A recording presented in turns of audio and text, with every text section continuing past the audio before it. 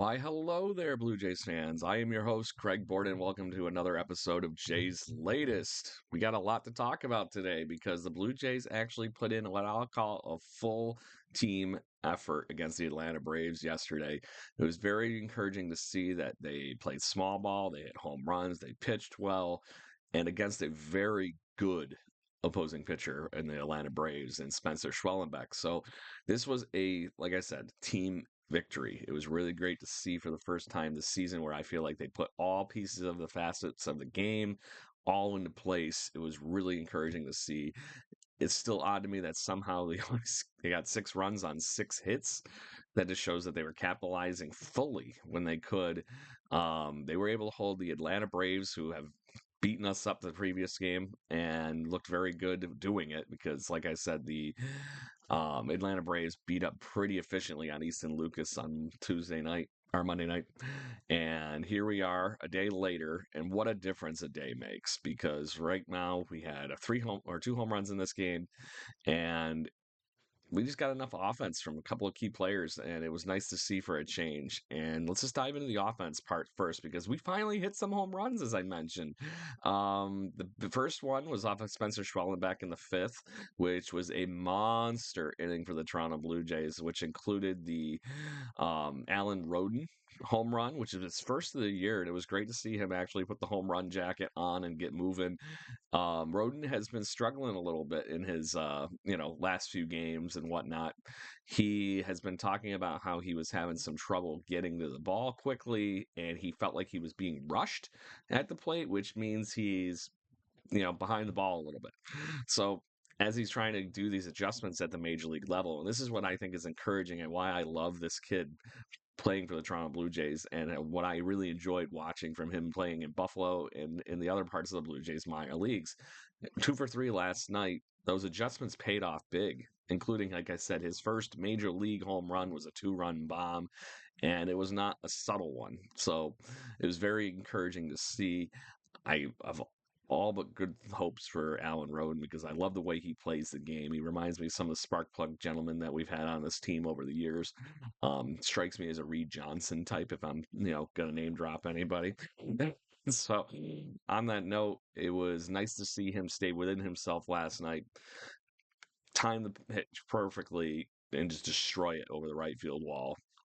And this is the kind of thing that Alan Roden can bring to the team. This is what we saw from him in the minor leagues, and I hope we get to see more bats like this last night because last night he did everything properly with a home run and a double, and it just looked really impressive at the plate. Batting 277 on the season after last night. We still got another hit from Miles Straw at the bottom of the lineup, so the two of them actually, formed a 1-2 punch at the bottom of this lineup that actually turned it over very well.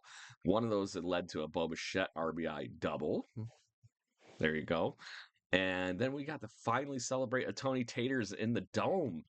So Sky Dome's been broken in for Anthony Santander, who had a wonderful night and puts his batting average finally over the Mendoza line. Wasn't expecting it to be that long.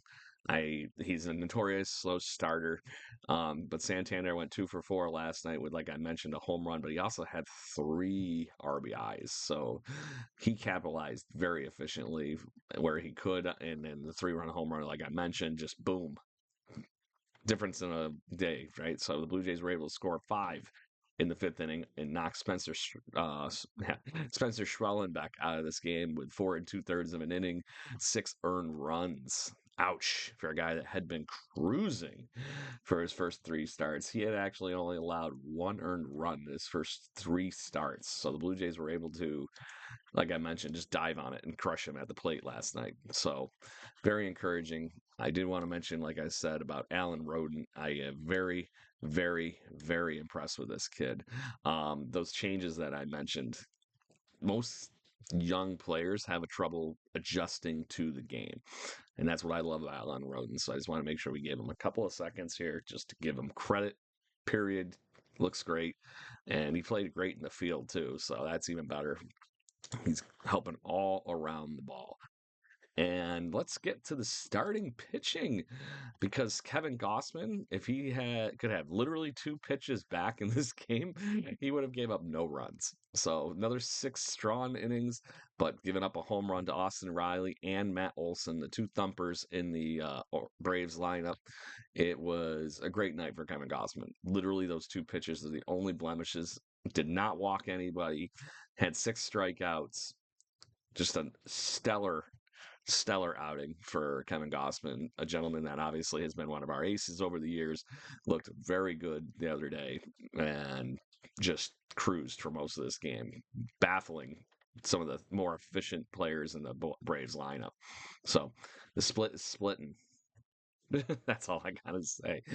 So the bullpen ended up holding this one down very efficiently too, because 6 innings of work from Gossman leads to 3 innings we have to clean up. Mason Fluharty and Sandlin combined for one shutout inning. Then Brandon Little came in, and then eventually Chad Green comes in this one because it wasn't technically a save opportunity. So why burn the high leverage arms at the back of the bullpen when you got a game today? That's going to definitely probably be a close one. Chad Green comes in, gives up a home run to Ozzie Albies, but outside of that, locked it down in the 9th inning and kept the Blue Jays on top for this one for the 6-3 victory. What a difference a day makes. It's amazing, isn't it? So let's get to what's going to happen tonight because the Toronto Blue Jays have one more game against the Atlanta Braves, and they are going to get Chris Bassett's going to be on the mound for the Blue Jays, which is great. We love the Bass. He's been awesome so far this year. He's actually got a .98 ERA at this point in the season with 21 strikeouts, which is very impressive for a guy that doesn't get a ton of strikeouts typically. The one catch on him is the Braves has seen him a lot when he was playing with the New York Mets. There's a lot of guys in this lineup that have seen Chris Bassett a lot. The only one that seems to have a decent batting average against them though is Austin Riley, who has been red hot, of course, and Brelin De Cruz, who great. He's got one home run off of him, but everybody else is Matt Olson's got one hit against him and 9 at bats, and that one hit is a 2-run home run. So Bass is looking like a different pitcher the last couple of games, though. So hopefully that continues and he can just mow through these Atlanta Braves, take advantage of the fact that they are banged up. But they did get some reinforcements for this game tonight. And this is where I wanted to focus on for a moment because Spencer Strider is making his major league debut again this season, finally. It's been 376 days since the All Star took the mound. And I would say the Spencer Strider Revenge Tour could start tonight because this gentleman was one of the best pitchers in baseball when he got hurt. He's just been a light of amazingness for his first 3 seasons in the bigs. He's had 200 strikeout seasons, and one was 281. So he almost actually ended up having a 300 strikeout season in 2023. And in those almost 200 innings, he had 3.86 ERA and picks up 20 wins. That's not enough innings to pick up 20 wins, people. So very crazy stuff. Like I said, it's going to be a very cool outing, I think, to see him back on the hill because he is a heck of a talent for the Atlanta Braves. Um, Blue Jays haven't faced him very much, so it's even going to be more fresh for the Blue Jays to see him. Obviously, with him only being in the bigs really 2 years and then being hurt, the Braves don't play the Blue Jays very often. So it is what it is, but hopefully the Blue Jays can stay hot at the dish and be able to keep things moving because last night was a fun game and should be a model of what this team needs to do to be successful in the American League East. So hopefully they can figure that out and go from there. We shall see, party people, and I hope you all continue to join us here on Jay's Latest. Make sure you like, share, subscribe, goof around with us, have a good time. Make sure you also check out my other show, the Jay Bird Watching Podcast, which is live every Wednesday evening at 7 p.m. Eastern Time. We're going to have some fun talking with everybody tonight about, all those wonderful events that was coming on. Special shout out to my buddy Scott Belfort at the Walk Off Podcast, who was going to be on with us tonight, but because of his Baseball Town event that he's having at the Comedy Club in Toronto, he is going to have some players on and all that stuff. A live event. I check out the Walk Off podcast, Twitter account, and all the social media, so you know where to buy those tickets if you want to join. But he'll be on the radio tonight at the time where he was supposed to be on our show, so we obviously had to let him be on the Fan 590. So you all have a great day and go Blue Jays.